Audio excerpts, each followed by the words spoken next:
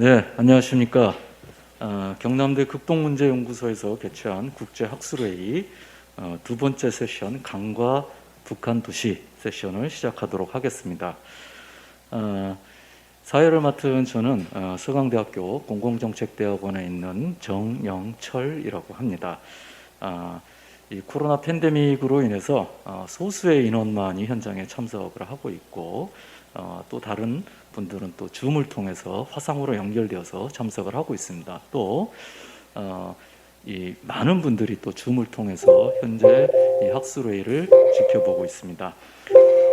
이번 세션에서는 강과 북한 도시라고 하는 주제로 두 분의 발표자 선생님 그리고 두 분의 토론자 선생님을 모시고 진행을 하도록 하겠습니다.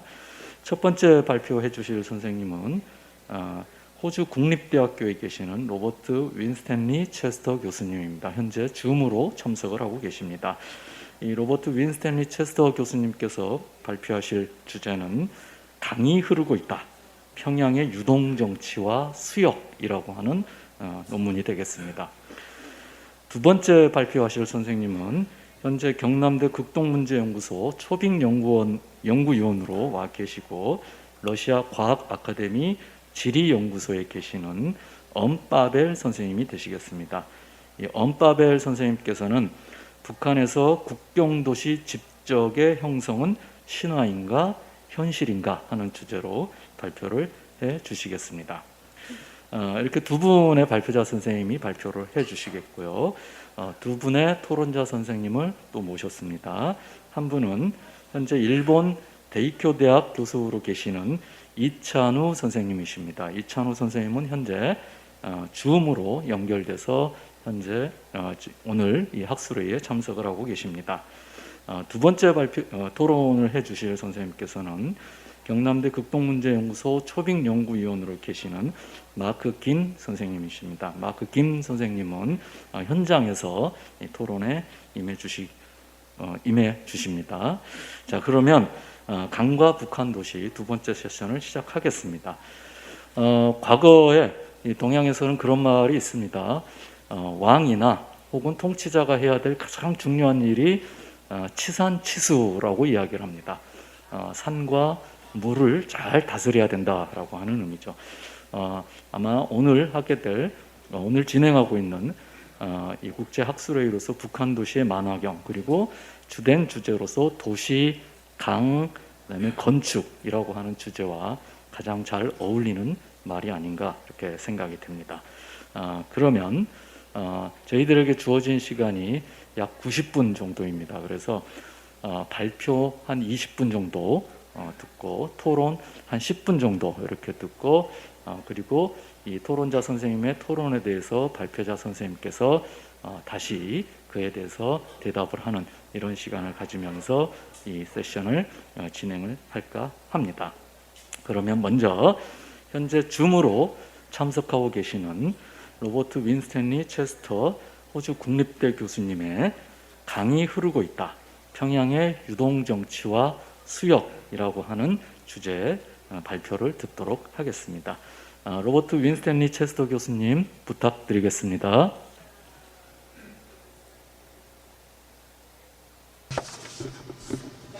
감사합니다.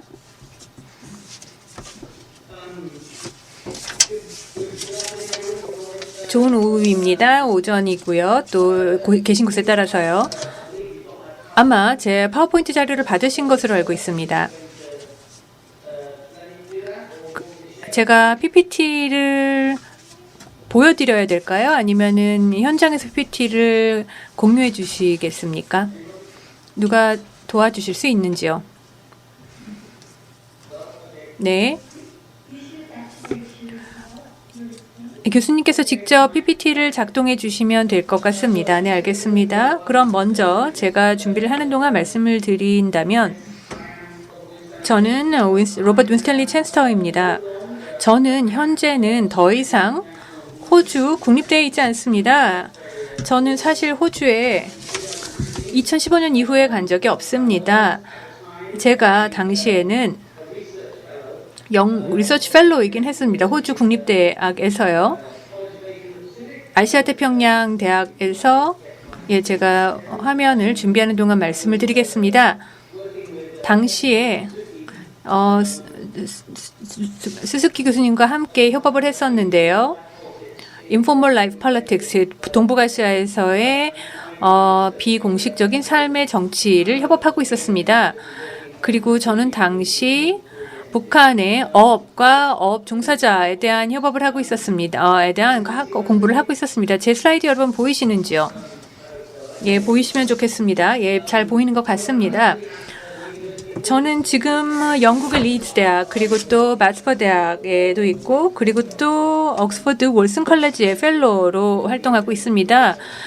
유럽의 한국 저널을 총괄하고 있습니다. 저는 지금 캔버라에 있으면 좋겠지만 지금 현재 영국 북쪽에 있고 지금은 이른 아침입니다. 네. 저는 휴먼 지오그래퍼 지리학자를 담당하고 지리학자 전공이고요. 저는 환경 정치 그리고 또 북한의 이데올로기 등을 전공으로 하고 있습니다. 그리고 또 환경과 인간의 관계를 중심으로 북한 역사 그리고 또 현재를 다루고 있습니다. 저는 또 나무가 있는 곳에서도 연구를 했고 물고기가 있는 곳에서도 연구를 해왔고 북한의 물 그리고 또 해안 지역 등을 중심으로도 연구를 해왔습니다. 그래서 제가 드릴 발표는 오늘 사실 평양에 국한되지 않습니다. 저는 그 외에도 원산 지역의 수역에 대해서도 다루고자 합니다. 동해안에 있죠. 그리고 전반적으로 강가, 하천 그리고 또 해안 지역을 재정의해서 그것이 특히 북한이 중시하는 활동에 어떻게 그것이 재조망이 되고 변형이 되고 또 북한이 열방하는 것 예를 들어 레저 또 미래 발전 등과 어떤 식으로 변화가 이루어지고 있는지를 말씀드릴 예정입니다. 제가 발표를 드리면서 이런 것도 염두에 두었지만 사실 또 물고기 어업에 대해서도 드릴 말씀이 많습니다. 어업은 이 부분에서는 제가 포함하지 않았습니다. 하지만 어업이라는 것은 사실은 평양의 수역과 또 그 외에 북한의 도시 지역에서도 중요한 비중을 차지합니다. 하천에서도 마찬가지입니다. 왜냐하면 북한은 이러한 수산업도 굉장히 중요하기 때문입니다. 평양에서도 예를 들어서 숭어나 송어 양식장이 대동강 중앙에도 운영이 되고 있습니다. 그런 만큼 이러한 어업과 관련된 수산업과 관련해서도 사실은 수역에서 다룰 수 있는 것이 많지만 이 논문에서는 다루고 있지 않습니다. 그런데 제가 다른 논문 연구를 통해서 이 부분의 주제도 다루고 있습니다. 그리고 다룰 계획입니다. 북한의 역사적인 내러티브를 보았을 때에는 46년 5월 21일이 보통강 정비 사업이 시작됐던 때입니다. 보통강 유역에서 시작이 되었죠. 전통적으로 평양을 관통하는 하천입니다. 이 보통강 프로젝트는 어떻게 보면 북한이 처음으로 자체적으로 하천을 정비하고 그리고 또 북한의 수역을 개발하는 프로젝트였습니다. 그리고 전통적인 역사학을 보았을 때 한반도를 보았을 때 이 점을 또 생각할 수 있죠. 한반도 전체를 북한과 남한으로 나눠보면 사실은 이렇게 분단된 상황이 1년도 안 되던 때였습니다. 그리고 또 북한의 국가가 공식적으로 발표되지 않은 때였고 김일성의 지도자 승계는 2년 뒤에 있었던 때였고 당시 북한은 굉장히 신상 단계였습니다. 막 남한과 마찬가지로 해방 직후였습니다. 일본 식민 통치도 막 벗어나던 때였습니다. 그리고 새로운 통치 구조가 자리 잡기 시작했던 때였습니다. 그리고 이러한 신생 단계인 북한에서도 이미 수역 관리 그리고 또 보통강 그리고 또 이곳의 흐름 그리고 또 이곳의 강 하구를 관리하는 것이 굉장히 중시했던 것이고 개발 내러티브에서 중요한 부분이었던 것입니다. 북한의 이러한 도시 수역을 또 유동 정치를 조금 더 자세히 보면 인프라가 중요하다는 점을 알고 있습니다. 인프라는 늘 중요했죠. 그런데 인프라는 어떻게 보면 순수 이데올로기적인 발전 어젠다에서는 벗어나 있었습니다. 그렇기 때문에 홍수 예방 등도 중요했던 부분입니다. 물질적인 측면, 예를 들어서 하구의 땅과 물, 그리고 특히 대동강 같은 부분에서는 전반적으로 굉장히 중요한 역할을 했던 것입니다. 그래서 지리적으로 보았을 때 소위 말하는 새로운 주권 레저 지형을 형성한다고도 할 수 있겠죠. 그래서 어떠한 레저, 엘리트층의 엘리트에 대한 수요를 충족시켜주는 수단도 되었고 어린이들, 그 자녀들에게도 마찬가지였습니다. 한편 저는 이 외에도 논문에서 수역의 레저 의미가 어떤 식으로 더 광범위한 정치적인 삶의 거미줄 안에 포함될 수 있는지 또 함께 탐구해 보고자 합니다. 제 논문 작업은 소위 말하는 유동 정치를 다루고 있습니다. 그리고 또 평양의 수역을 다루고 있습니다. 그리고 평양의 도시 환경을 다루고 있습니다. 여기에 에릭 스페너달의 글도 제가 참고를 하고 있습니다.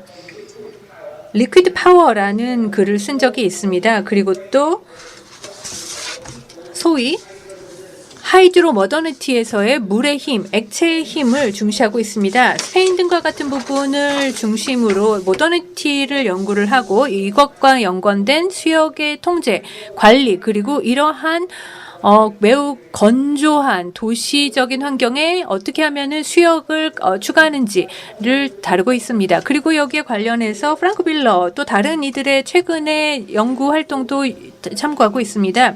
워터리 스페이스, 즉 이런 수역 또 물의 공간을 주권에 대한 부피를 제공하는 요소로 간주되고 있습니다. 부피라는 요소를 탐색하고 있고 공간과 그리고 공간의 어떤 부피성을 다루고 있고 그것을 정치적으로 연관시키고 있습니다. 새로운 물질론을 바탕으로도 다루고 있는데 이것이 제인 베넷의 작품 연구와도 관련이 되어 있습니다. The Nexus of Natural Development 그리고 또 국가의 주권을 다루고 있는 것입니다. 즉 국가는 주권을 사용해서 영토에 대한 새로운 정치적인 권력을 부여한다는 것입니다. 그래서 때는 새로운 영토가 만들어지고도 합니다. 예를 들어 간척 사업이 될 수 있겠고 인공섬을 만드는 과정도 해당될 수 있겠습니다. 예를 들어 중국의 남중국해에서의 이러한 인공섬 개발도 예가 될 수 있겠습니다. 아니면은 또 기존에 강화됐던 주변 지역에 새로운 의미를 부여하는 것도 의미가 될 수가 있겠고 이건 대동강에서도 원산 지역에서도 예를 들 수 있습니다. 이런 것들이 소위 말하는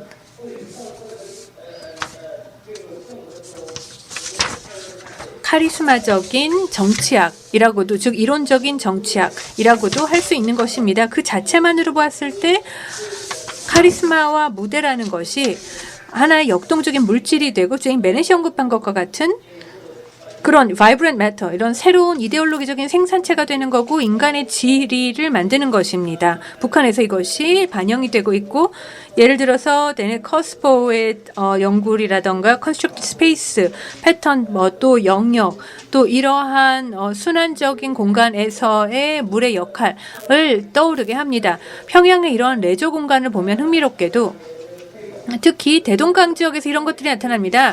평양의 하천 지역을 보면은 예를 들어서 이거 문산 워터파크라던가 다른 건축물 또 레저 또 어떤 유흥 공간들이 하천 주변에 많이 있습니다. 이것들은 정치 내러티브의 일환이라는 점을 명심해야 합니다.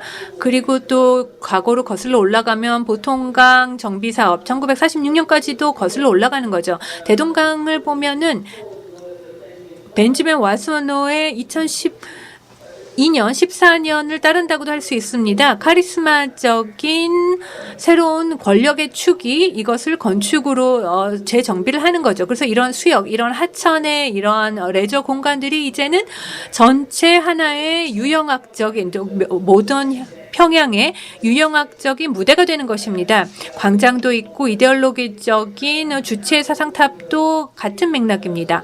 그리고 새로운 이러한 어떠한 멋진 광경을 만드는 컴플렉스 또 강가 주변의 고층 건물도 일부가 되는 겁니다. 이런 것들이 모두 보통강을 둘러싸고 있습니다. 보통강은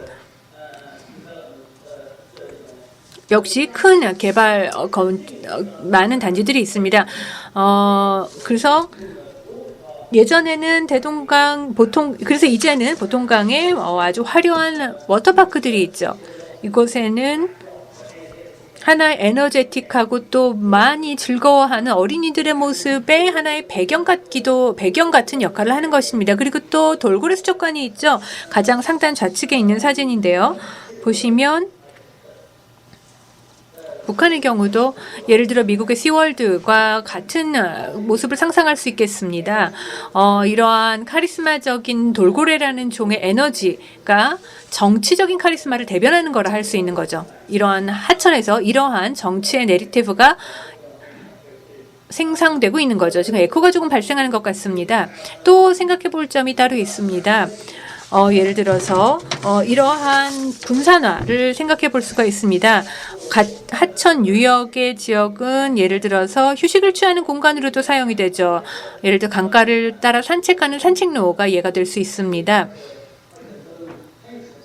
사실 유지비는 그렇게 많이 들지 않는 그러한 인프라죠. 그럼에도 불구하고 의미는 점점 중요해지고 있습니다.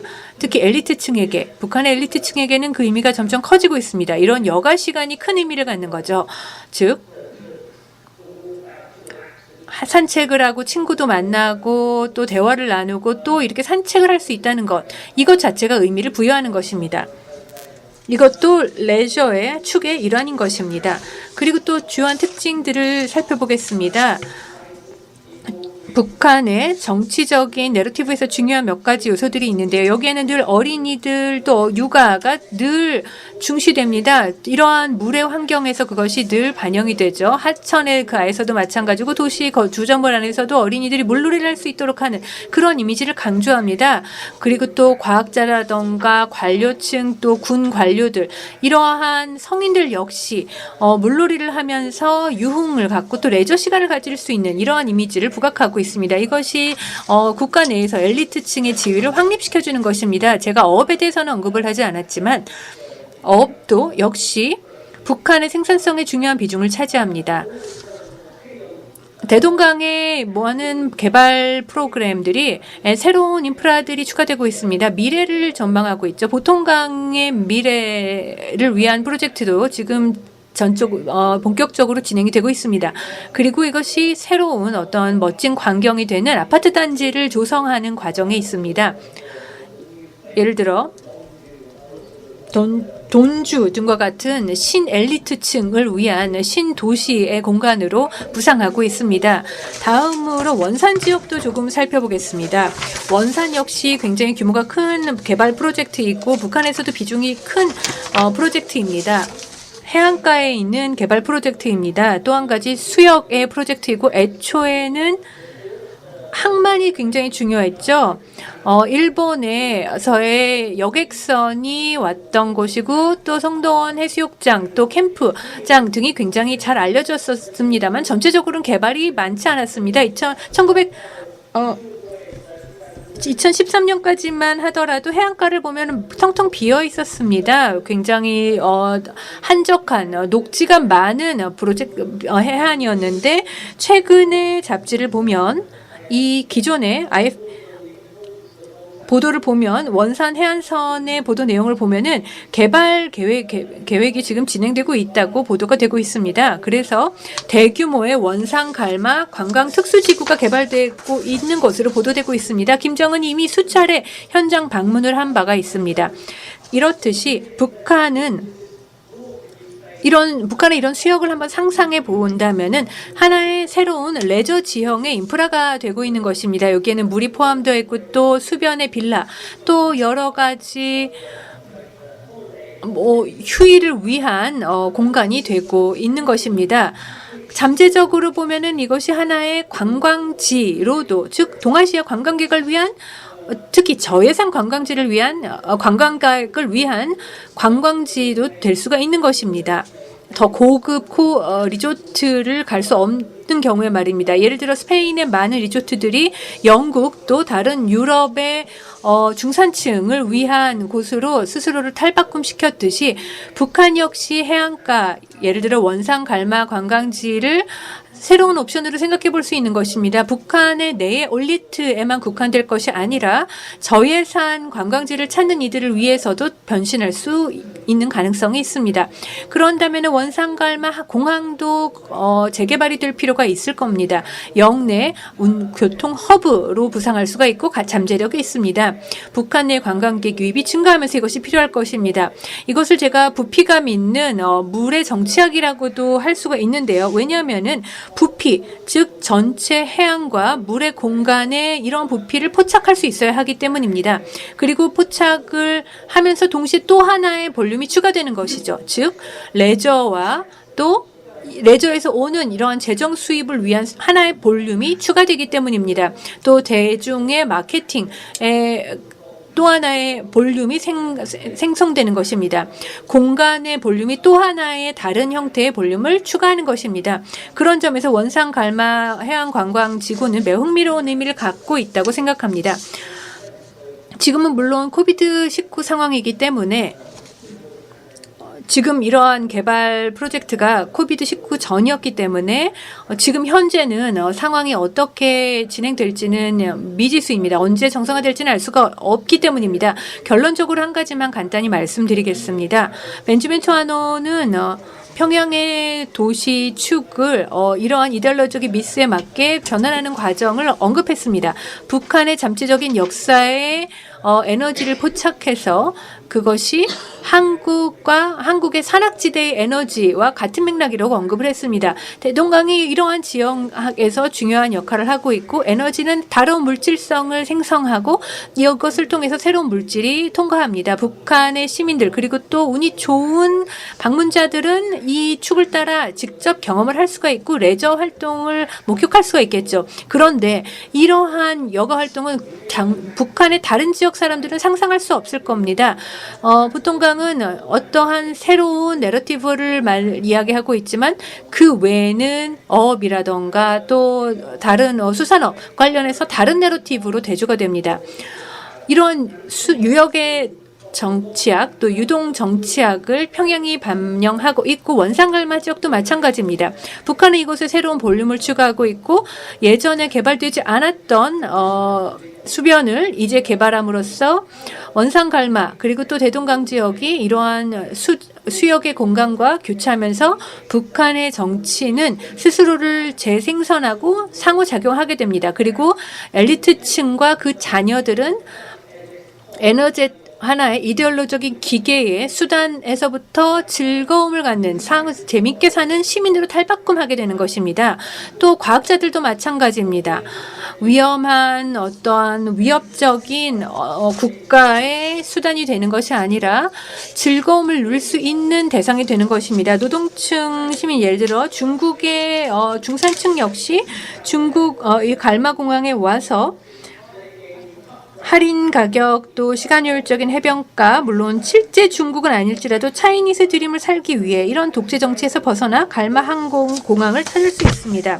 그리고 프랑코가 스페인을 테크노내추럴한 현대성으로 변화시키기 위해 물을 이용하듯이 북한은 물의 지형과 카리스마 있는 정치의 흐름이 서로 나란히 흐를 수 있는 공간인 수역에 생동감 있는 물질들을 재구성하고 부피를 더하는 것입니다. 경청해 주셔서 감사합니다. 예, 25분 정도 제가 사용한 것 같습니다.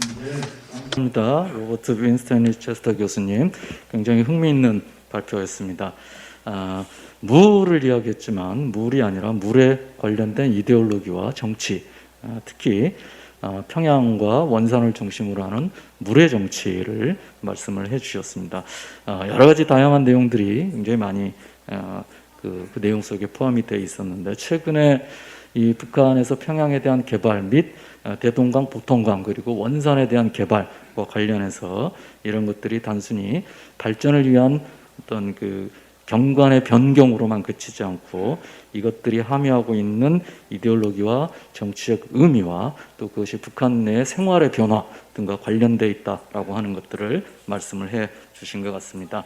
아주 흥미있게 들었고 또 이에 대한 또 흥미있는 토론도 기대를 해보겠습니다. 두 번째 발표입니다. 두 번째 발표는 현재 경남대 극동문제연구소 초빙연구위원으로 계시고 러시아 과학 아카데미 지리연구소에서 연구활동을 하고 계시는 언바벨 선생님의 발표를 듣도록 하겠습니다.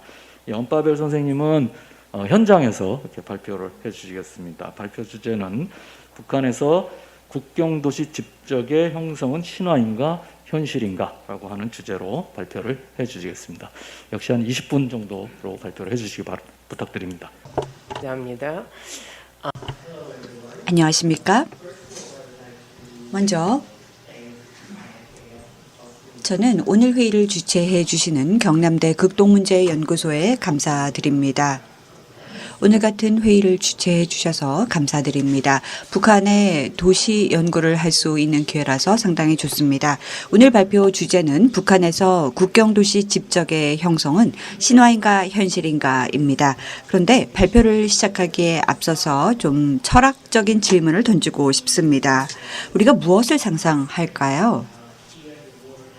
만약에 우리가 강이라는 단어를 듣는다면은 어떤 생각이 들까요? 왜냐면은 저희 두 번째 세션의 주제가 강과 북한 도시입니다.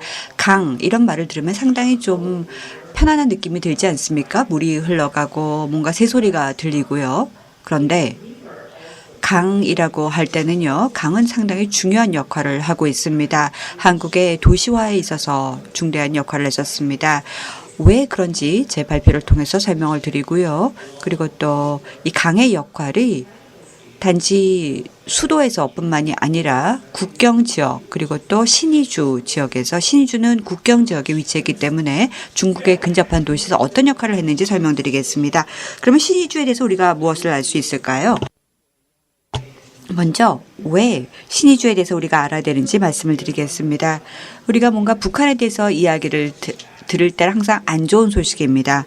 왜냐면은 북한이라고 할 때는요, 뭔가 좀 더 안 좋은 식으로서 상당히 좀 비난을 받거나 혹은 좀 악화되게 이야기를 합니다. 뭐 예를 들어서 1990년대에는 핵 문제 때문에 계속해서 언론 매체 헤드라인을 장식했었습니다. 하지만 북한은 아주 흥미로운 국가입니다. 또 상당히 좀 다극화가 이루어진 양극화가 이루어진 국가입니다. 그래서 우리가 신의주에 대해서 북한에 대해서 무엇을 알고 있을까요? 먼저 북한의 위치는 동북아시아에 위치해 있습니다. 그리고 북한 자체가 엄격하게 국경을 통해서 방어가 되고 있습니다. 소련의 철이 장막과도 비교가 됩니다. 최소한 하나의 도시 인구 중심이 인접 국가와의 경계에 위치해 있습니다. 하지만 신의주 같은 경우를 보면은요, 제가 오늘 발표를 통해서 신의주를 상당히 많이 다룰 건데요. 신의주는 좀 예외적인 도시입니다. 그 이유는요, 독특한 도시로서 이웃 중국뿐만이 아니라 솔직하게 말씀을 드리자면은요, 전 세계에 걸쳐서 신의주는요, 하나의 창고 역할을 하는 도시이기 때문입니다. 제가 오늘 발표를 통해서요, 저는 도시가 초국가적인 집적의 필수 부분이 되었다는 점, 이걸 가정으로 삼고요. 또 과연 가능한지 한번 제 가정을 한번 살펴보겠습니다. 어떻게 이 신비한 국가인 북한을 더 잘 이해하는데 유용하게 활용할 수 있을지 보도록 하겠습니다. 그러면 먼저 우리가 단어 도시 집적이라는 단어를 들 때 무슨 생각을 합니까? 뭔가 아주 멋진 아주 거대한 도시를 생각합니다. 홍콩 같은 도시 혹은 싱가포르 같은 도시 국가를 떠오르게 됩니다. 도시 집적이라는 단어를 들으면은요. 아니면은 뭐 마닐라 같은 슬럼가 혹은 뭐 뉴델리 이런 도시가 떠오릅니다. 그렇지만 이론적으로 도시 집적의 이론적 개념은요. 사실은 19세기 더 빨리 1902년에 아벤서 씨가 처음으로 정원도시라는 개념을 제안을 하면서 화려한 구조를 통해서 현대 해석으로 발전했었습니다. 그래서 관련 학계의 관심이 계속 증가하고 있기는 하지만 우리는 이런 이론을 만들었습니다. 좀 더 현대화된 과연 도시의 집적화라는 것이 무엇일까 개념을 내렸는데요. 도시 집적화라고 할 것은요.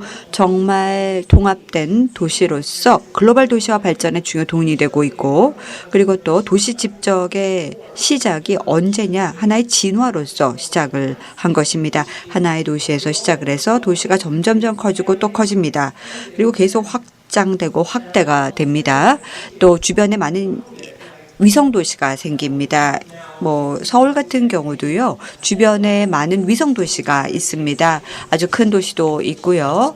인구가 100만이 넘는 도시가 있습니다. 성남시가 있거나 수원시 같은 위성 도시가 서울 주변에 있습니다. 하지만 도시 집적에 더 중요한 것은요. 도시 집적이라는 그 자체의 특성 때문에 소위 말하는 하나의 집적 경제를 이루고 있습니다. 그 이유는요. 사람들이 도시에 몰리고 있고 그리고 상품과 서비스가 도시에서 많이 거래가 되고 있기 때문에 물론 경제학자들은 자본 비용 자체가 이 모든 것들을 가능케 하고 있다라고 말을 합니다. 하지만 결국은 두 도시 간의 사회 경제적으로 좀 더 발전시키는 것이 바로 도시 집적의 영향이기도 합니다. 여기 지금 그래프가 보이시죠? 이 그래프 아래쪽 그래프를 보시면은요. 점차적으로 많은 숫자의 전 세계에 많은 학자들이요. 최근 들어서 도시 집적에 대한 연구를 하고 있습니다. 그래서 우리가 스스로 자문해야 됩니다.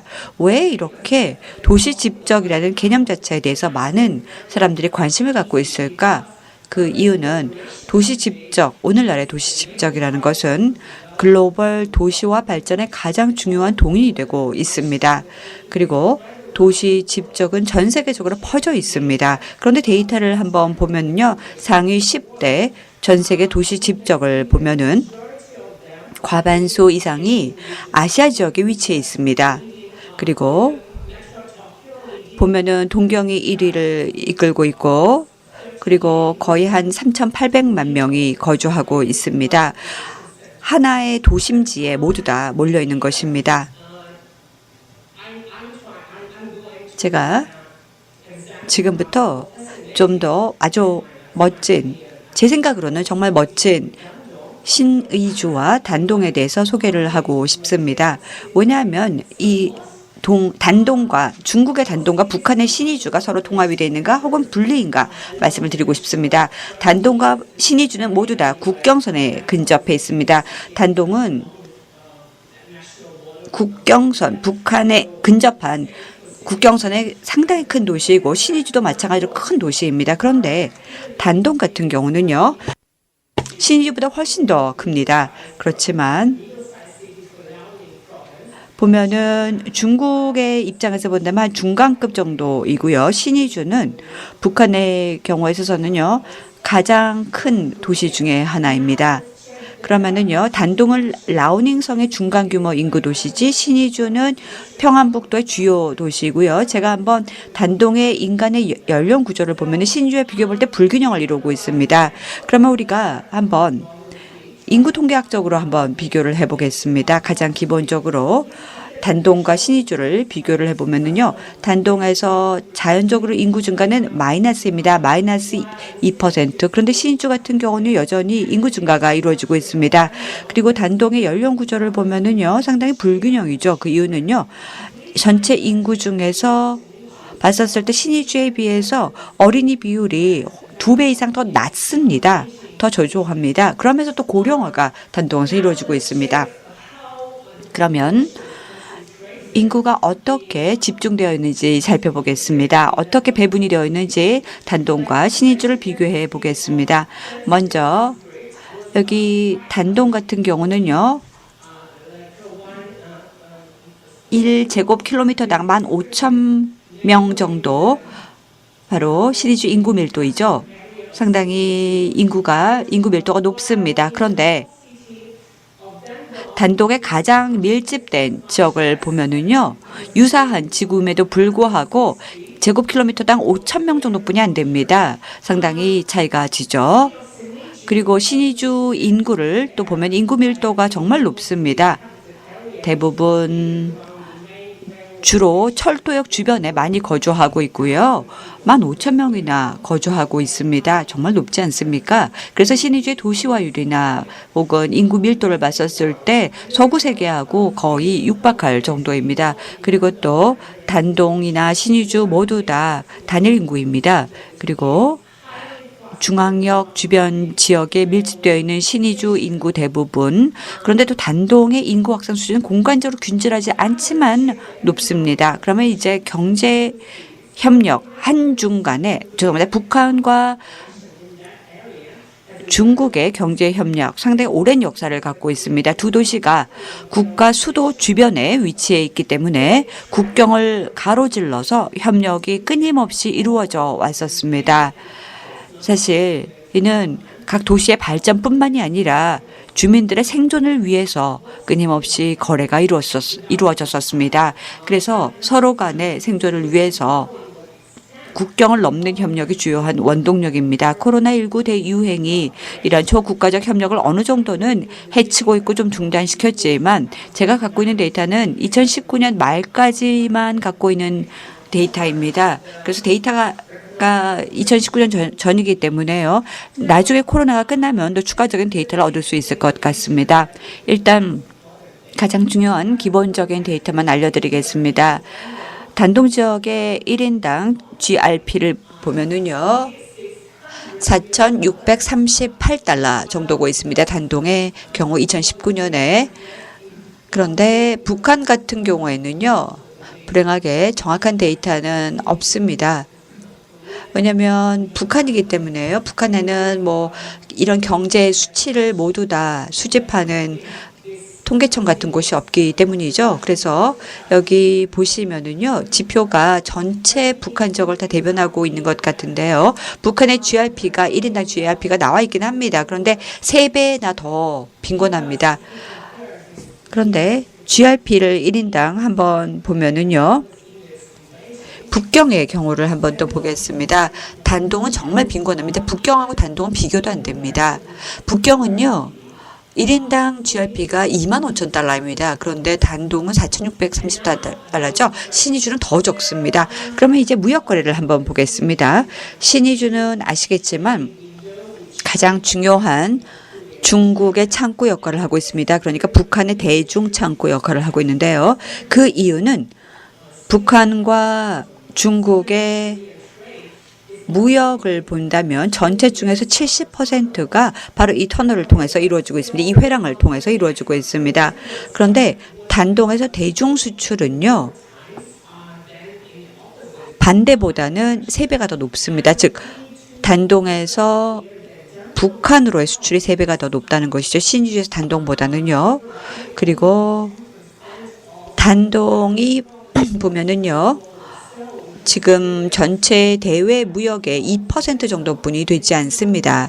단동은 대외 무역의 2%뿐이 안 된다는 것은요. 그만큼 별로 중요하지가 않다는 것이죠.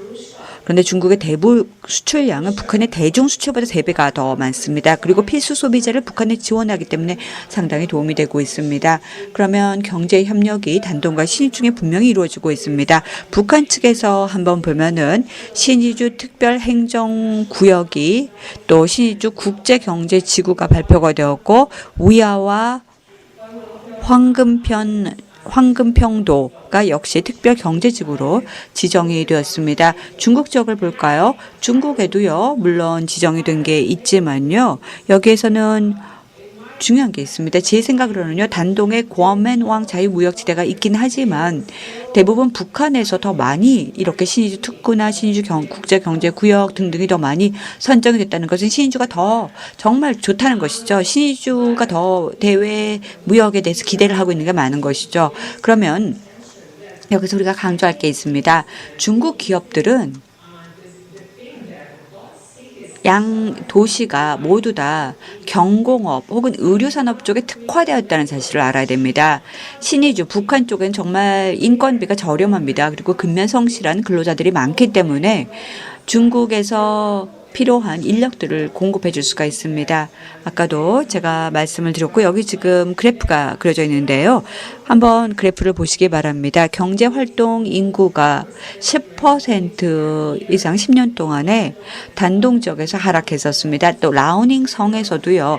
일반적으로 16세에서 65세의 경제활동 인구의 비율이 계속 감소하고 있습니다. 그 말은 이미 단동에는 인력 부족난이 심각합니다. 그런데 북한은 어떨까요? 북한의 근로자들이 아직도 많기 때문에 라오닝성이나 단동 지역에 필요한 근로자들 부족, 인력 부족을 채워줄 수가 있습니다. 또 한 가지 인건비가 북한이 너무나도 낮기 때문에 저조하기 때문에 중국 기업들에게는 신의주의 근로자를 고용하기를 원하게 되는 것입니다. 북한 같은 경우는 글쎄요. 북한은 만약 고용주가 공식적으로 북한 인력들을 고용하게 된다면 북한의 근로자들이 벌어들인 돈은 모두 다 결국은 북한 정부에게 가서 공식적인 외화 수입으로 잡히게 되고 또 정부 예산으로 책정됩니다. 그래서 이거는 경화가 돼서 결국 외화 수입으로 잡히게 되죠. 단동은 또 국제 관광 대상 지역 중에 하나입니다. 다시 말해서 북한을 오가는 외국인 관광객의 환승지가 되고 있습니다. 북한을 갈 때 두 가지 방법이 있습니다. 외국인들에게 있어서는요. 첫 번째는 먼저 북경에서 기차를 타고 단동 거쳐서 신의주로 가서 평양으로 가는 방법. 그다음에 두 번째는 굉장히 제한된 수지만 중국 도시에서 평양까지 직항을 타거나 혹은 블라디보스크 같은 러시아 도시를 통해서 직접 북한으로 비행을 하는 경우가 있습니다. 물론 이거는 코로나 팬데믹 이전의 이야기죠. 또 저도 가봤었습니다. 직접적으로 신의주 주변 지역을 가봤었는데요. 신의주 주변 지역은 단동에 바로 인접해 있습니다. 죄송합니다. 다시 거꾸로 말씀드릴게요. 단동이 신의주 주변에 있죠. 그런데 보면은요, 많은 단동인데도 중국인데도 불구하고 한국적인 모습을 많이 볼 수가 있습니다. 북한적인 모습을요. 그래서 많은 한국인들, 그러니까 한국계 중국인들이 여전히 이 단동에 거주하고 있습니다. 제 생각에는 아마도 관광과 관련된 서비스를 혹은 국제 관광객들을 위한 많은 인력들이 단동에서 북한인들에 의해서 제공되고 있지 않나 생각합니다. 또 양 지역의 주민들은요. 당일 여행일 경우는 비자 면제 프로그램의 혜택을 누리고 있습니다. 2016년부터 시행이 됐는데요. 여행 비자 면제 프로그램이요. 그래서 단동과 신의주 간의 관광은요. 마치 단동 주민들에게서 타임머신을 타고 가는 여행과 같습니다. 여기 아래쪽 사진 보이시죠? 제가 신의주에서 찍은 사진입니다. 아래쪽 가운데 사진이요. 그리고 북한인들에게 있어서는요. 도저히 북한에서 찾을 수 없는 양질의 상품과 또 탁월한 서비스를 누릴 수 있는 곳이 바로 단동이기 때문에 서로 타임머신 같은 여행이 되고 있습니다. 하지만 유엔 경제 제재 조치가 부과되고 나서부터 단동의 시장이 신의주 지역으로 확장되고 신의주 시장이 단동으로 확장된 경우도 있었기 때문에 결국은 이 도시가 단일 통합된 시장을 형성하게 되었던 것입니다. 이 두 도시 간의 사회와 경제적 변화도는 국경을 초월한 접촉을 강화시켜준 주된 원인이 된 것이고 또 각 주민들의 일상생활에 영향을 매일매일 미치고 있습니다. 대부분 신의주와 단동 모두 다 주민들이 영향을 받고 있습니다. 그러면 이제 분석을 좀 더 해볼까요? 도심 구조, 신의주와 단동을 한번 보겠습니다. 먼저 토지를 어떻게 활용하고 있는가 보면 신의주는 상당히 불균형적으로 토지를 활용하고 있습니다. 일반적으로 철도를 반영하는 도시조직의 전체 면적의 8% 이하를 차지하고 있고 나머지 지역은요. 대부분 농지와 산이 차지하고 있기 때문에 8%랑은 너무나 적죠. 그리고 또 미개발 지역을 제외한 단동 같은 경우는 마스터 플랜에 따라서 주로 주거 지역으로만 구성되는데 실제로 그렇지 않습니다. 이게 바로 신의주와 단동의 차이입니다. 여기 지금 보이시나요?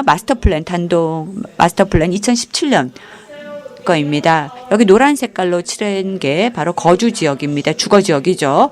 그래서 단동은요, 주로 중심 지역으로서 주거 지역이 많습니다.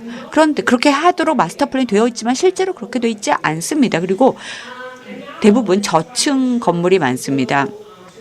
그러면 좀 더 선진화된 접근 방식을 취해볼까요?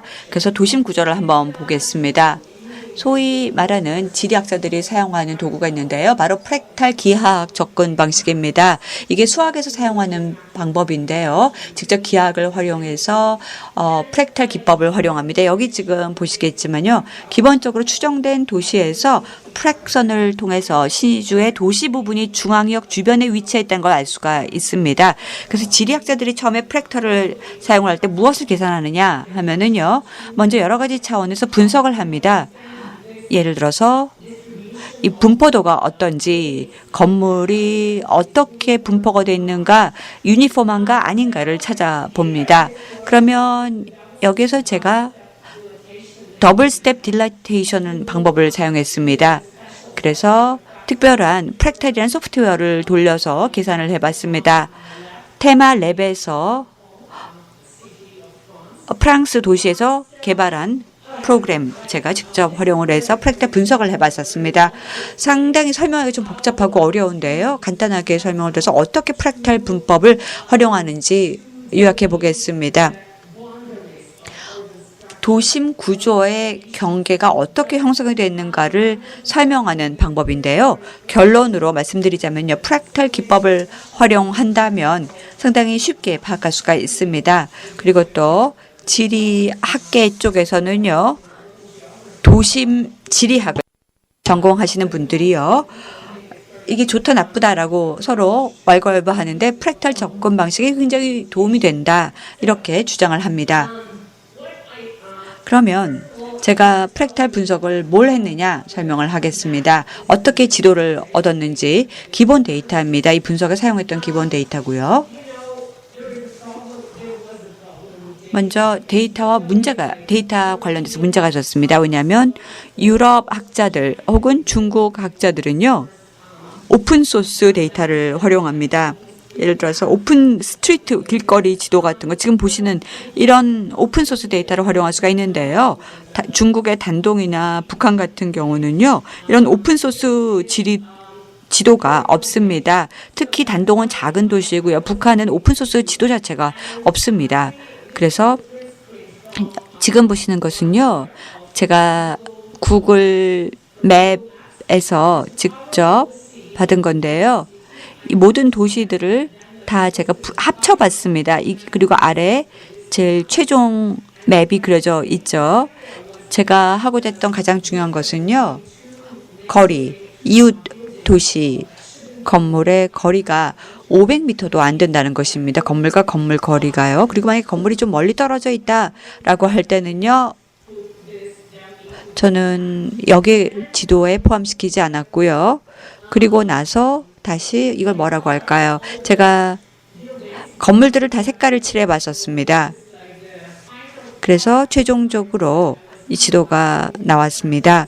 왜냐하면 프랙탈 소프트웨어가 그레이스 스케일 픽처에서만 구동이 됩니다. 그래서 제가 뭘 얻었는가? 자, 이게 결과입니다.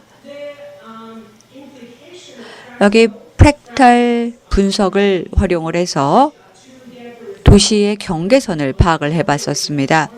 여기 보시면 도시 집적을 파악할 수가 있었습니다. 그래서 도시 집적에 포함되는 게 무엇인가 찾을 수가 있었는데요. 여기 보면은 신의주는 다시 말해서 아주 큰 도시 집적 안에 통합이 되어 있다는 것이 제 결론입니다. 그 외에도요. 북쪽을 보면은요. 좀 섬처럼 보이긴 하지만 여전히 통합된 것입니다. 그래서 여기가 동강시의 일부인데요. 동강이 행정구역으로 본다면 단동에 속해 있습니다. 워낙 이 단동이 크기 때문에 지도를 표현하기도 너무 힘들었고요. 그리고 두 번째로 제가 지적하고 싶은 것은요. 여기 평창시가요. 서쪽에 위치해 있습니다. 그리고 단동의 서부 도시로서 간주가 되고 있습니다. 그러니까 산하에 속한 도시로 그래서 도시 집적 안에 모두 다 통합이 되어 있습니다. 신의주의 일부는요. 바로 여기 보시면은요. 주로 철도 주변으로 다 위치해 있고요. 그리고 또 형태학적으로 봤었을 때도 이렇게 단동의 통합이 되어 있습니다. 그래서 다시 요약을 해본다면 단동과 신의주는 첫째 경제적으로 통합이 되어 있고, 둘째 하나의 단일 시장을 공유하고 있고, 세 번째 형태학적으로 통합이 되어 있다. 그래서 제 결론은요, 두 개의 도시를 초국가적인 도시 집적으로 연구를 해야 된다라고 주장을 피고 싶습니다. 여러분들 지리학적으로 봤었을 때 우리가 이거를 이런 경우 우리가 뭐라고 일컬을까 상당히 많은 이야기들이 나오고 있는데요. 이렇게 다른 두 도시고 차이가 있는데도 이거를 뭐 더블 시티라고 말을 할까, 뭐 자매 도시라고 할까, 아니면 이웃 도시라고 할까, 아니면 컴패니언 도시라고 할까, 동반 도시, 아니면 초국가 도시라고 말을 할까, 아니면 국경을 가로지르는 도시라고 할까, 아니면 뭐라고 할까, 혹은 이중 도시라고 할까. 저는 그냥 이거를요 아주 높게 형태학적으로 통합된 통합 도시라고도 일컫고 싶습니다. 그래서 사실은 이게 국경을 초월하는 하나의 도시 집적이다. 이게 가장 맞다라고 생각합니다. 그러면 제 주장을 펼쳐보겠습니다. 저희는 평양이 가장 주된 중심지다라고 생각을 합니다. 토론의 중심이고, 뭐 예를 들어서 우리가 흔히 말하고 있을 때요, 뭐 자유시장 경제로의 이행이다 그럼 평양을 이야기합니다. 그런데 제가 오늘 발표를 통해서 주장을 펼쳐보고 싶은 것은요, 평양이 아니라 신의주가 더 중요하다고 생각합니다. 왜냐하면 모든 상품이 북한에 유입될 때 신의주를 통해서 들어오고 있습니다. 그래서 신의주야말로 진정으로 생각할 때요, 신의주가 북한을 자유주의라는 시장 바이러스의 감염체, 죄송합니다. 제가 바이러스를 비유해서요. 그런데 이렇게 외국에서 상품들이 신의주를 통해서 들어오는 것을 저는 자유주의 시장 경제 바이러스라고 일컬어서요. 신의주가 가장 시장화 바이러스를 북한으로 감염시키는 지점이라고 말씀드리고 싶습니다. 그래서 신의주는 행정적으로 자율적이고 또 여기 특별행정구역이 일부로 속해 있기 때문에 북한 그 어디 평양을 포함해서 그 어떤 도시조차 상상할 수 없을 만큼의 높은 수준의 자유를 신의주가 보유하고 있습니다. 이 점을 제가 강조하고 싶습니다. 그래서 경제적으로 중심적인 것은 물론이고 정치적인 변화에서도 신의주가 가장 중요한 중심이다라고 생각합니다. 저희 두 번째 세션의 주제가 강과 북한 도시이기 때문에 다시 이제 강에 대한 이야기를 잠깐 해보겠습니다. 압록강이라고 할 때 이거 황해 내에 있는 압록강은 정말 논란이 많은 혹은 논란을 야기하는 강이라고 생각합니다. 왜냐? 이 압록강은요 자연적인 장벽을 야기하고 있습니다. 이거 작은 강도 아닙니다. 사진 보이시죠? 압록강은 정말 거대합니다. 북한하고 중국의 국경을 가로질러서 흐르고 있고요. 국경을 넘나들고 있습니다. 그래서 또 다른 측면에서 본다면 이거는 정말 하나의 국경을 긋고 있는 것이죠.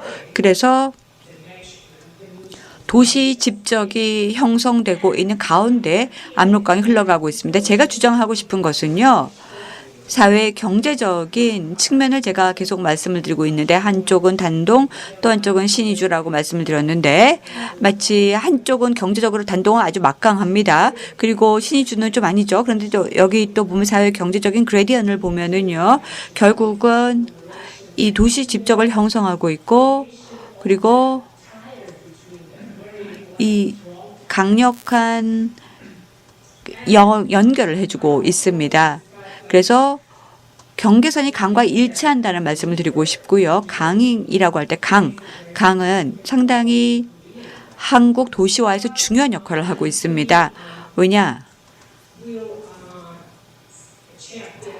여러분도 서울의 경우 혹은 평양의 경우를 보면 아시겠지만 한국의 수도 서울, 북한의 수도 평양 모두 다 한국에서는 한강이 있고 평양에서는 대동강이 수도 중심을 흘러가고 있습니다. 그래서 똑같이 단동과 신의주 도시 집적 사이에도 압록강이 흘러가고 있습니다. 이렇게 강의 역할은 너무나 중요합니다. 도시 형성에서 핵심적인 역할을 하고 있고 또 가장 또 익사이팅한 건요. 서울과 평양, 단동, 신의주 이 세 군데 모두 다 보면은 항상 북쪽이 남쪽보다 더 발전돼 있다. 먼저 발전을 시작했다라는 것입니다. 저는 이게 너무나 흥미롭다고 생각합니다. 그래서 제 발표의 결론을 말씀을 드리겠습니다. 국경은 강과 같이 중요한 역할을 하고 있고 단동과 신의주의 도시 집적에서도 국경과 강은 같이 접목되어 있습니다. 단동과 신의주는 고도로 통합되어 있고요. 서로 상호 의존성이 상당히 높습니다. 그래서 우리에게 필요한 것은 혹시라도 뭔가 변화가 생겨서 도심 구조를 양쪽에 변화시킨다라고 하는 아주 작은 변화가 한쪽에서 이루어진다라고 하더라도요. 전체 도시 형성에 큰 영향을 줄 것이라는 게 첫 번째 결론이고요. 두 번째 우리가 고려를 해야 될 것은요. 바로 이 사례도 볼 수 있겠지만 단동과 신의주의 도시 집적에서 보여주고 있는 것은 분명하게 나타내고 있는 것은요. 북한이 개방된 곳이다. 상호 호혜적인 국제 협력에 개방된 지역이라는 점입니다. 이 점은 우리가 흔히 서구 언론 매체나 이런 데서 잘 찾아볼 수 없는 내용이죠. 세 번째로 지적하고 싶은 내용은요. 바로 이 도시 집적 특별한 사례는 어떻게 하면 경제 개발을 우리가 국경 지역에서 형성할 수 있는지 생각을 해봐야 됩니다. 왜냐하면 국경 지역에 위치한 다른 도시가 있겠죠. 북한과 중국 지역에 서로 국경을 가로질러서 위치한 도시들이 있을 것입니다. 그래서 신의주와 단동의 경우를 보면서 경제 협력을 기반으로 두 도시가 서로 협력하면 국가에도 영향을 준다는 것입니다. 경청해 주셔서 감사드립니다. 감사합니다. 네, 감사합니다. 제가 부탁드린 시간보다 조금 넘게 발표를 하셨지만 아주 흥미있는 발표였고, 한국에서도 이 단동 신우주 관련된 연구들이 최근에 지리학계뿐만이 아니라 또 북한학계 등에서도 굉장히 많이 벌어지고 있습니다. 흔히들 이제 국경은 서로를 가로막는 장벽이라고 생각을 하지만 이 신우주와 단동 같은 경우는 서로를 가로막는 국경 혹은 장벽으로서의 성격보다는 신우주와 단둥을 연결해 주는 것으로의 성격이 더 강하다라고 하는 것이 최근에 신우주 단둥을 연구하면서 나오고 있는 주장들입니다. 아마 우리 언바벨 선생님께서도 이제 그거를 더 넘어서서 이제는 단둥과 신우주가 하나의 집적 도시를 형성하는 것에 있다, 이렇게 정리를 해주고 계신 것 같습니다. 2018년도에 남북관계 급진전이나 그다음에 싱가포르에서의 북미회담이 끝나고 나서 이 북한의 김정은 위원장이 이제 신우주를 방문합니다. 그리고 신우주를 방문해서 신우주 개발 총설계도들을 직접 보면서 신우주를 앞으로 어떻게 발전시키고 혹은 뭐 개방시키고 할 것인가에 대한 이렇게 지시를 내리는 뭐 이런 장면들을 우리가 볼 수 있었습니다. 아마 북한도 신우주를 축으로 해서 일종의 이제 개혁 개방이라고 하는 것들을 시도했던 것으로 이렇게 생각이 됩니다. 코로나 팬데믹이나 또 북미 관계의 어떤 교착 등으로 인해서 북한이 의도했던 바대로 진행은 되지 못하고 있지만 앞으로 신우주를 중심으로 해서 북한의 어떤 경제적 변화라고 하는 것들이 추진될 가능성은 대단히 높다, 이렇게 생각이 듭니다. 두 분 발표자 선생님 발표를 잘 들었고요. 이제는 토론자 선생님들의 토론을 듣도록 하겠습니다. 지금 현재 줌으로 참석하고 계시는 일본 데이쿄 대학에 계시는 이찬호 교수님의 토론을 먼저 듣도록 하겠습니다. 이찬호 교수님 토론을 부탁드리겠습니다. 네, 안녕하십니까. 네, 반갑습니다. 네, 일본 대학교 대학의 이찬호입니다. 네, 목소리 잘 들리십니까? 네, 잘 들립니다. 예, 예. 저도 화면을 하나 공유를 해서 한번 사진 같은 걸 보면서 10분 이내로 해야 되죠.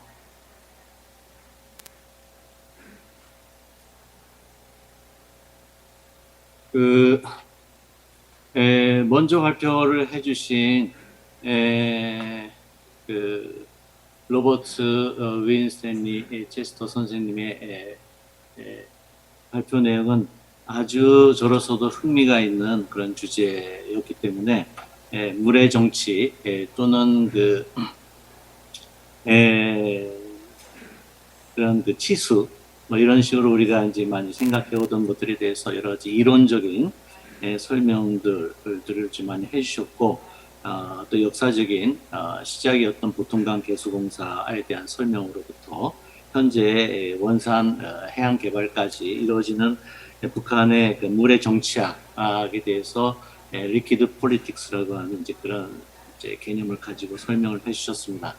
이제 그런 설명을 이제 들으면서 이제 제가 이제 토론을 해야 되는데 한 세 가지 축에서 좀 제가 말씀을 좀 간단하게 시간 관계상 좀 제기를 하고 싶습니다. 하나는 좀 이론적인 측면에서 그 리퀴드 폴리틱스의 개념이 북한에 어느 정도 이렇게 적용이 될 수 있는가라고 하는 측면인데, 북한은 말하자면 이제 사회주의 유물론 사관에서 기계론적인 유물론을 이제 주체 사상이라는 것으로, 이걸 유심론으로 보는 사람도 있겠습니다만 어쨌든 그 사람 중심의 유물론이라고 하는 것으로 이제 전환을 시켰던 그런 그 철학을 갖고 있는 나라죠. 이제 그런 사람 중심의 유물론을 가진 주체 사상에 대한 것과 이 책에서 제기한 예를 들어서 여기서 제기한 어떤 그 생명의 물질주의라고 번역이 되나요? 그런 이제 것들이 어떤 그 철학적 연관성이 있는지, 그 생명적인 물질주의라고 하는 것은 기계론적 물질주의를 현대적 개념으로 전환시켰다고 보는데, 그것은 주체 사상하고 많이 비슷한 측면도 있지 않겠는가. 즉 사람과의 관계, 또 물질의 변화가 어떤 그 정치적 이데올로기의 변화도 만들어낸다고 하는 그런 면에서의 물질 운동을 중심으로 보되 기계론적으로 접근하지 않는 이제 그런 이론적인 접근들이 서구 사회에서도 많이 진행이 되고 있다라고 하는 생각들에 저는 상당히 관심을 갖게 됐고, 그것은 북한이 40년대 이후로 50년대 특히 이 주체 사상이라는 것으로 군중 노선을 만들어냈던 것과 좀 흡사한 측면이 있는데, 발표하신 분의 입장에서는 이제 북한의 그런 철학적 체계가 본인이 제기한 그 생명적 물질주의라고 하는 것과 유사성이 없는 것으로 생각하는지에 대해서 좀 호기심이 생겼습니다. 그런 부분에 대해서 한 가지 이제 묻고 싶은 측면이 하나 있고, 두 번째는 이제 사회주의 도시 계획에 대해서 좀 설명을 하시면서 제가 이 내용에서 상당히 좀 의아스럽다라고 생각된 점이 하나 있습니다. 그것이 뭐냐 하면 북한의 도시 계획이 그 논문에서 보면 현대 도시 계획의 중심에는 폭력이 아닌 즐거움이 자리 잡게 되었다라고 하는 문장이 있어요. 이 문장이 상당히 그 거스름으로 이제 다가오고 있는데, 왜 폭력이라는 단어를 쓰셨는지가 전 상당히 궁금합니다. 즉 북한의 사회주의 시대에 40년대, 50년대 보통강 개수공사 그 이후에 일련의 과정이라고 하는 것이 파워 엘리트들의 폭력 또는 격리, 상부 지배 계급을 위한 도시계획이었다가 그것이 현대에 오면서 어떤 그 시민들의 즐거움이라고 하는 것으로 유연화되고 보편화되었다라고 하는 그런 생각으로 이런 글을 쓰신 건지 아닌 건지 제가 좀 의아스럽습니다. 폭력에서 즐거움으로 전환된 것인가?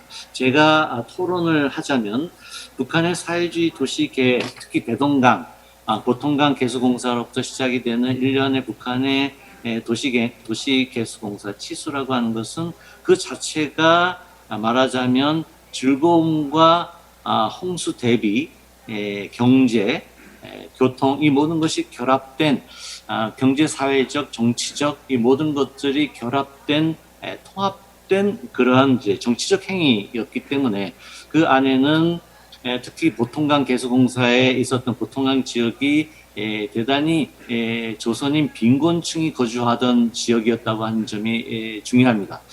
왜 김일성이 46년 5월 21일 날 여기에 가서 처음에 이 시작 연설을 하게 되었는가 라고 하는 것은 북한이 빈곤층을 중심으로 군중 노선으로 이들의 행복과 평화와 발전을 추구하는 그러한 사회주의 국가를 건설하겠다는 것을 대중들에게 보여준 첫 시작이었기 때문에 상당히 정치적 행위였고, 동시에 빈곤층들이 바라고 있었던 홍수 대비 1942년 즉 불과 4년 전에 평양이 물에 잠겨버린 그러한 대홍수를 경험한 이후 이 보통강 지역이 상당히 어려웠죠.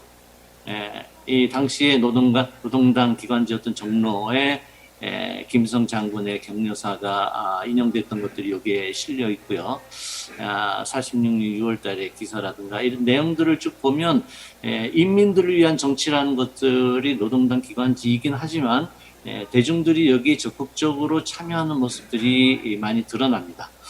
사진에서 보이듯이 46년 개수공사 전에 보통강의 침수 지역들이 이런 개수공사, 뚝공사, 제방공사를 통해 가지고 안락한 현대의 지역으로 이렇게 탈바꿈한 것은 이런 걸 폭력이라고 보시는 건지 제가 상당히 궁금했어요. 이 당시에 사회주의 건설 시기에 북한의 치수 사업을 생명운동으로 생명을 위한 물의 정치로 즐거움의 정치로 보시지 않는 건지 제가 다시 한번 묻고 싶고요. 그것과 연관이 돼서 세 번째입니다만 북한은 대동강 이 치수공사 사업들을 하면서 동시에 수은 개발들이 바로 진행이 되죠. 1950년대.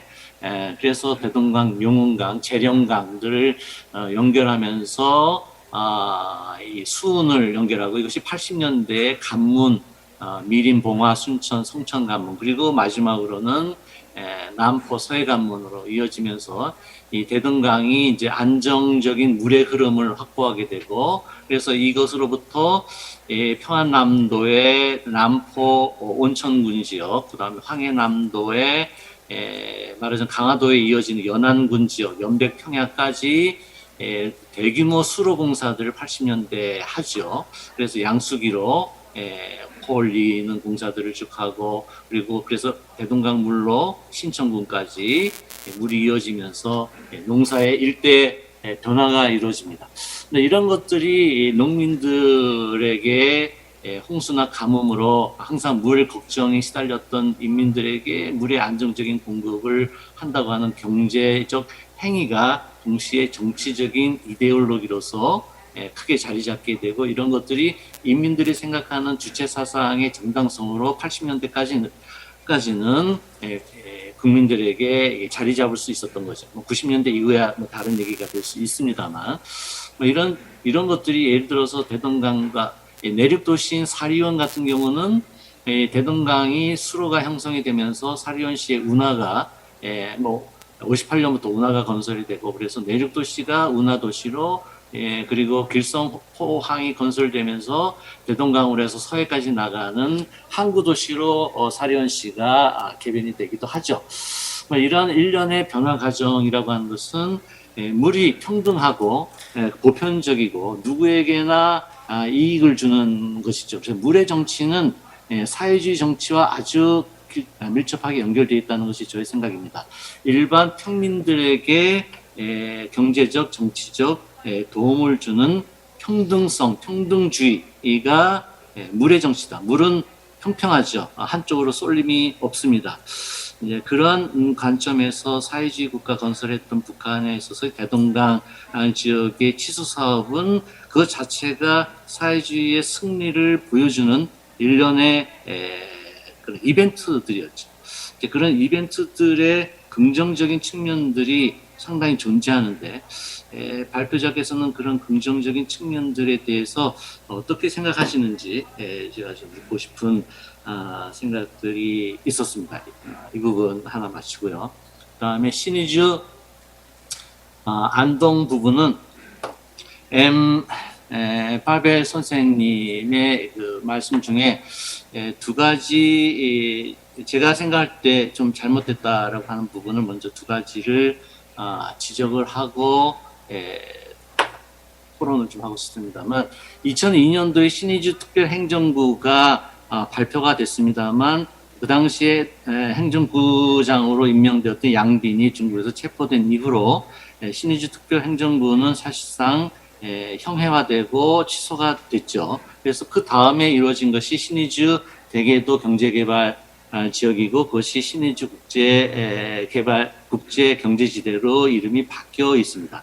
물론 양빈은 그 이후에 석방이 돼서 지금 대만 이런 데서 자기가 지금도 특별행정국 구장이다라고 지금도 특별행정구가 유지되고 있다라고 말은 하고 있지만 북한에서는 특별행정구는 더 이상 그런 특별행정구의 법이 유지가 되는 그런 자치 지역이 아닙니다. 그 점을 하나 지적하고 싶고요.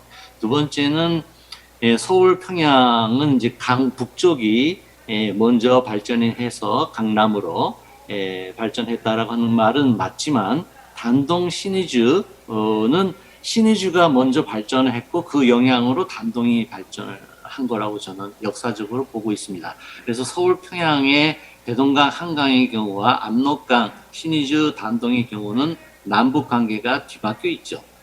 신의주 발전이 먼저였고 단동 발전이 그것의 연장선에서 발전이 됐다라고 하는 점을 지적드릴 수 있습니다. 그것은 제가 토론문에도 썼습니다만 신의주 발전의 신의주 건설의 역사적인 흐름 자체가 1904년 러일 전쟁에서 일본이 대륙 진출을 위한 역을 신의주에 건설했고 그 다음에 단동으로 그리고 심양으로 뻗어나갔던 즉 대륙 진출의 철도선을 따라서 신의주와 단동, 심양이 발전해 나가는 것이었기 때문에 당연히 단동이 신의주 발전에 영향을 받아서 형성이 되는 거죠. 90년대 이후에 단동이 선진화되고 신의주가 낙후했기 때문에 현재의 모습을 가지고 단동이 먼저 발전했고 단동이 신의주를 통합하고 있다라고 보시는 것은 역사적 발전 과정에 대한 좀 오해가 있으신가 생각이 됩니다. 그래서 신의주 발전은 45년까지 일본이 사실상의 국경이 없는 만주국과 한반도의 식민지 통치를 통합해서 발전시키던 즉 주체가 일본이라고 하는 사실상의 단일한 주체였던 시기에 기본 토대가 만들어졌던 것이라고 하는 점을 이해할 필요가 있고 45년부터 80년대까지는 단동과 신의주의 결합이 별로 없었습니다. 북은 북대로, 남은 남대로. 죄송합니다. 중국은 중국대로. 그 당시에 보면 80년대까지는 신의주가 압도적으로 우위에 있었습니다. 단동은 그냥 비난한 시골 농촌이었습니다. 80년대까지 단동 사람들은 강가에 나와서 신의주의 화려한 모습을 보고 침을 흘렸다. 이런 말들을 단동 사람들은 하고 있습니다. 90년대 이후에 중국의 개혁 개방이 이루어지면서 단동이 전원 도시가 되고 휴양 도시가 되면서 노인 인구들, 흑룡강성, 심양 이쪽에 노인들이 은퇴를 하고 다 단동에 와서 살게 되었기 때문에 노령 인구가 많아져서 인구 분포에 있어서도 어린이들은 심양이라든가 이런 데 도시로 나가서 살고 단동은 기후가 좋아서 노인들이 휴양하는 곳으로 바뀌기 때문에 당연히 인구 구조가 어린이가 적고 일하는 인구가 적은 상태가 됐던 거죠. 그래서 신의주로부터 평양으로부터 노동력을 받아들이고 싶었던 그런 구조가 단동과 신의주에 결합되는 구조입니다. 90년대 이후에 개혁개방 이후에 단동과 신의주의 모습을 가지고 단동 신의주의 역사적 전체 모습을 규정하는 것은 좀 옳지 않다라고 생각이 되고 신의주 지역 자체가 일제시대에 만들었던 신의주 역을 중심으로 한 지역과 해방 이후에 김일성 85년도에 남신의주 건설을 위한 현지지도 사진이 있는 것처럼 신의주 지역의 상습적인 침수 지역이기 때문에 역시 치수를 위해서 남신의주 지역이 고지대입니다. 이쪽 지역으로 기본적으로 이전하는 그래서 주택지역과 공업지역을 남신의주 그 밑에 또 지역이 있죠. 공업지역이 있죠. 낙원 지역입니다. 낙원 연합기업소 이쪽으로 이전하는 것, 즉 중국과의 결합보다는 북한 내에서의 말하자면 지역 도시개발이라는 것에 또 80년대까지는 관심을 갖고 있었던 것입니다. 이것은 지금까지도 남신의주 지역을 말하자면 김정은 시차를 봐도 남신의주 지역에 대한 계획도 역시 동시에 존재합니다. 북한은 북한대로 자신들의 통합적인 대개도 신의주 지역의 통합이라든가 중국은 단동, 동항 지역의 개발 1930년대부터 계획은 있었습니다만 이런 것들이 서로 별개로 유지되어 오다가 북한으로서는 중국의 개혁개방의 흐름들, 그래서 시장화의 흐름들을 신의주를 창구를 통해서 받겠다고 하는 시장 기능을 허용하는 수준에서 신의주를 개발하고 있는 거고 시장화를 위해서 자유주의 시장화를 위해서 신의주를 개발하고 있는 것은 아닌 것이 현재의 김정은 시대의 북한의 모습이다라고 하는 것이죠. 그런 제한성이 있다라고 하는 측면들을 제가 마지막으로 좀 강조하면서 토론을 마치고 싶습니다. 이상입니다. 네, 이찬호 선생님 감사합니다. 아마 이찬호 선생님의 문제 제기에 대해서는 두 분 발표자 선생님께서 간단하게 답변이 있을 것이라고 생각이 됩니다. 주로 이론적인 측면, 그다음에 역사적인 측면 이런 측면에서 토론을 해주셨습니다.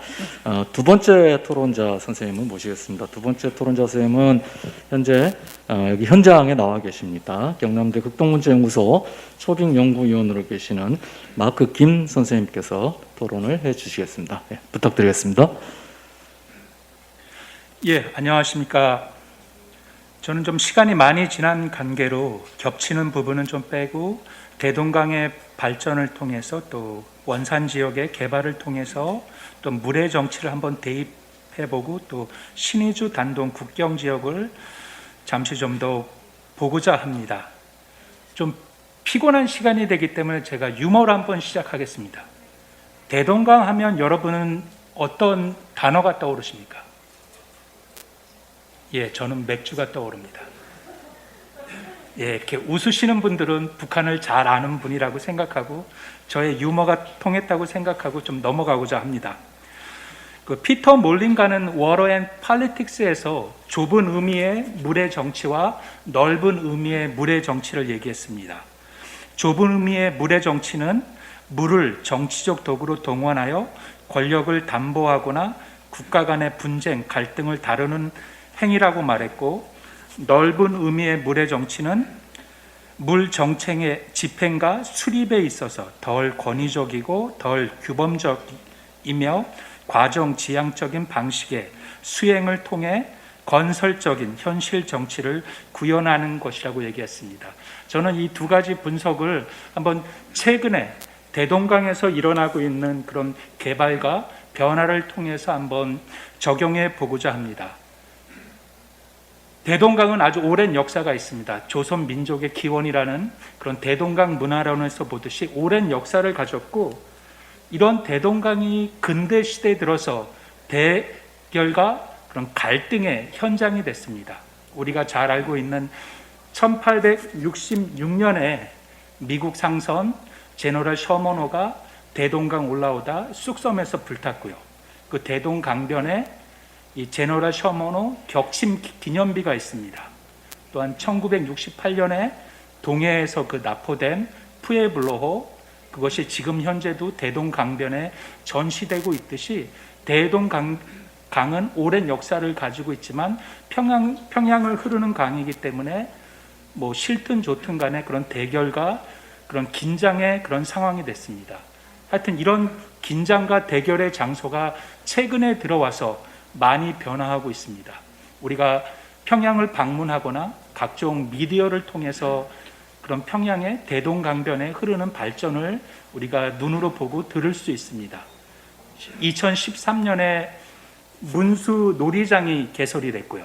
15년도에 미래과학자 거리, 16년도에 제가 말씀드렸던 쑥섬에 과학기술 전당이 들어서고, 뭐 18년도에 대동강 수산물 시장이 들어서는 등 고층 빌딩뿐만이 아니라 주민들을 위한 각종 편의시설, 그 밖에 산책로가 여러 가지 발전이 하면서 낚시하는 사람들, 대동강변을 이렇게 산보하는 많은 주민들을 볼 수 있는 것이 이 대동강의 변화와 발전을 통해서 지금 평양에서 나타나고 있는 그런 물의 정치도 좁은 의미의 물의 정치에서 좀 넓은 의미의 물의 지배 현장으로 바뀌고 있다고 저는 그렇게 생각하고 있습니다. 이런 의미에서 원산 갈마 해안 관광지구도 좀 바라봐야 되지 않나 하는 그런 생각입니다.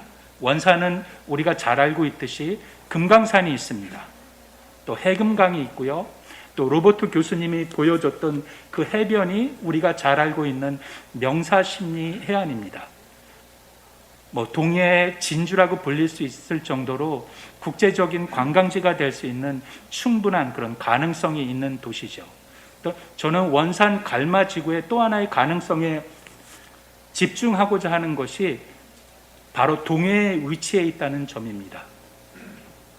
북한이 우리가 알다시피 중국과 밀접한 관계로 여러 가지 그런 관계를 맺고 있습니다. 그래서 중국을 의식했다면 중국이 접근하기 쉬운 서해안 지역을 개발하고 발전시켜야 됐을 텐데 원산, 갈마, 동해안이 접해 있는 동해안 또 태평양으로 나가기 쉬운 이런 지역을 의도적으로 개방한 것은 바다로 진출하면서 더 나가서 국제적인 교류의 현장으로 나가기 위한 그런 의도가 아닐까 그런 한번 생각을 한번 해보게 되었습니다. 그래서 원산 갈마 관광지구가 잘 개발이 돼서 어느 순간 오픈을 하게 된다면 뭐 보고에도 나왔지만 원산이 일본하고 무역항도 있었고 접근성이 좋기 때문에 지금 현대의 그런 마이스 산업, 비즈니스 회의와 관광, 또 컨벤션, 그런 전시 등을 할 수 있는 국제적인 지구로 상업지구로 바뀔 가능성이 많다고 저는 생각합니다. 또 다른 하나는 국경 도시인 신의주와 단동에 대해서 얘기하고자 합니다. 우리가 잘 알고 있듯이 북중 무역의 중심지고요. 평양 그리고 셰냥, 심양, 국경을 이루는 축에 있는 신의주와 단동이기 때문에 중국에서 중국 각지에 있는 모든 물자들이 단동으로 모이고 이 물자들이 신의주로 와서 기차나 화물차를 통해서 북한 각지로 이동하고 있습니다. 뭐 지리적으로 너무나 가깝기 때문에 같이 성장하고 같이 발전했기 때문에 쌍둥이 도시, 또 엄바벨 선생님이 얘기한 뭐 자매 도시, 초국경 도시 여러 가지로 불릴 수도 있습니다. 이번 세미나의 주제가 강이기 때문에 저는 잠시 한 번 더 강 얘기를 하고자 합니다. 압록강과 두만강을 사이로 해서 북중 국경이 자연스럽게 갈렸습니다. 이거를 뭐 1300km에 이르는 국경이 지금 중국이 세운 철조망으로 갈라서 있죠. 하지만 20년 전만 해도 이 국경 지역은, 강으로 갈라진 국경 지역은 그 접경 지역에 사는 아이들에게는 헤엄치는 장소였고요. 또한 특별한 제지 없이 이렇게 서로 국경을 넘을 수 있는, 어떻게 보면 우리가 생각하는 것보다 훨씬 인적 교류가 가능했던 그러한 국경이었습니다. 제가 이 북중 국경을 얘기하는 것은 압록강과 두만강 사이에 그 갈라진 국경을 통해서 중국이 속해 있는 묘령성이나 길림성 같은 그런 도시들의, 그런 성들의 상황을 얘기하고자 합니다. 최근에 중국의 인구 센서스가 발표됐습니다. 동북 3성, 국경이 마주한 요령성, 그리고 길림성, 흑룡강성 인구가 지난 10년 사이에 1,100만 명이 줄어들었다고 하고, 중국 국가통계국장은 추운 기후와 또 지리적 중심에서 멀리 떨어진 변방에 있고 여러 가지 경제적인 원인으로 인해서 많은 사람들이 떠났다고 하는 그런 원인을 분석했습니다. 이와 같이 이런 중국 상황을 봤을 때 다른 중국 남방이나 발전한 다른 도시, 그런 성들에 비해서 산업 기반이 약한 단동 같은 국경 도시들은 자연스럽게 북한과의 무역을 통해서 그런 성장과 발전에 집중할 수밖에 없는 상황이었었고요. 이런 상황들은 지금 여러 가지 상황으로 막혀서 있고 멈춰서 있지만, 우리가 잘 알고 있는 신의주 특별 행정구역이 계획대로 다시 진행되고, 황금평 그리고 위화도가 이제 경제 그런 교류가 이루어지고, 단동 신구의 그런 압록강 대교가 다시 개통이 된다면, 그런 단동 또는 중국 국경에 있는 그런 많은 도시들이 자연스럽게 성장하고, 이곳을 통해서 신의주도 그런 여러 가지 그런 같은 지리적인 여건에서 경제 공동체를 이뤄가면서 같이 성장할 거라고 저는 생각합니다. 이상으로 저의 발표를 마치도록 하겠습니다. 네, 감사합니다. 우리 마크 김 선생님께서는 여러 가지 이제 경험도 있고 이러셔서 이 물에 관련된 이야기와 그다음에 신의주 단동과 관련해서 아주 간단한 토론을 해주셨습니다. 근데 마크 김 선생님께서 말씀하신 것 중에 푸에블로호가 아직까지도 대동강에 전시되어 있나요? 제가 알기로는 김정은 시대 들어와서 대동강에 전시되어 있던 푸에블로가 보통강으로 다시 옮겨졌다라고 이야기를 들었습니다. 그래서 지금은 푸에블로가 보통강에 전시되어 있는 것으로 이렇게 알려져 있습니다. 네. 자, 그러면 두 분 토론자 선생님 토론을 들었고, 이에 대해서 발표자 선생님 두 분의 아주 간략한 답변을 좀 듣도록 하겠습니다. 우리 로버트 윈스탠리 체스터 선생님 그 줌으로 지금 나와 계시는데 시간이 이렇게 많지는 않습니다. 그래서 두 분 그 발표자 선생님께 약 한 5분 정도의 시간만 드리도록 하겠습니다. 네, 로버트 윈스탠리 체스터 선생님, 네, 부탁드립니다. 네, 네, 잘 들립니다. 제 목소리가 들리시는지요? 감사합니다. 이찬우 교수님, 그리고 또 김연구원님 감사합니다. 이 교수님께서 조금 강한 페이퍼에 대한 이러한 태도, 폭력과 관련해서 비디오가 잠깐 멈췄는데요. 폭력과 관련해서 이 개념에 대해서 말씀을 해주신 걸 듣고 제가 이런 생각이 들었습니다. 어떻게 보면 통역에서 뭔가 잘못 전달이 된 게 아닐까라고 생각이 들었습니다. 근데 다시 제 글을 읽어보니 세 단어가 제 실제 논문에 빠져 있더군요. 그래서 이런 오해가 생겼을 것 같습니다. 그래서 이런 대동강의 건물, 예를 푸에블로함, 미 해군함이 있는 거가 언급이 되어 있는데요. 이는 교수님이 이야기해 주신 교수님께서 제 글을 자세히 읽어 주신 거란 점에서 감사드립니다. 제 생각에 폭력이란 말을 썼을 때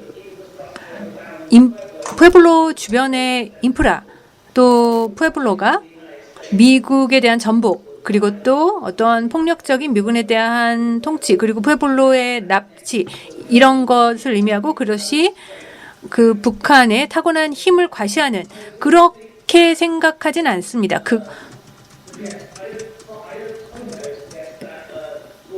북한이 이런 어떤 물의 발전, 수역의 발전이 바로 이런 폭력을 나타낸다고는 이야기하고 싶지 않습니다. 북한은 다른 어느 나라와 마찬가지로 발전, 개발이라는 권위가 굉장히 중요한 개념입니다.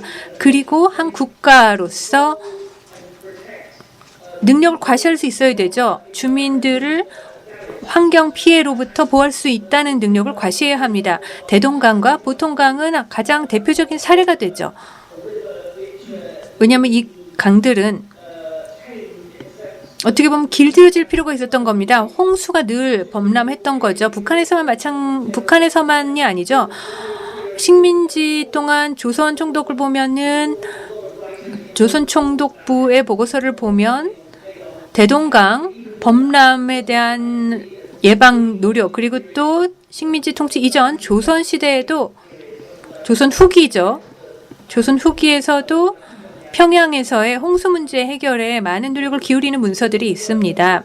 따라서 이러한 지역에서의 수자원 관리, 그리고 하천 관리는 평양에서는 늘 중요한 정책이었습니다. 그리고 또 그 관련한, 즉 평양에 있었던 모든 국가, 또 어떠한 정권에 있어서도 마찬가지였습니다. 홍수를 관리하고 사람들을 보호해야 했기 때문입니다.